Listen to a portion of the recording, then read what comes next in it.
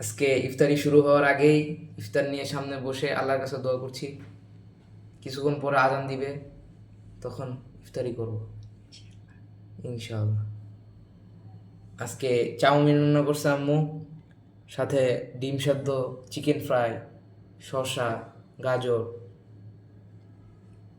এই চাউমিনের ভিতরে অনেক মাংস এবং ক্যাপসিকাম দিয়ে রান্না করা হয়েছে এবং সাথে আছে অথেন্টিক কমলার জুস।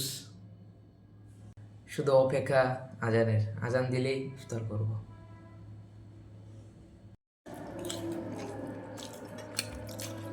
আজান দেওয়ার জন্য অপেক্ষা শেষ, এখন আজানের পরে ইফতার করছি। সেই সাথে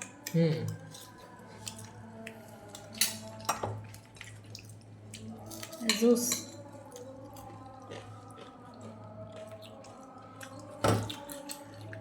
পরে খাবে, একটু খাওয়া। একটু খেলাম, পরে আগে এগুলো খাই।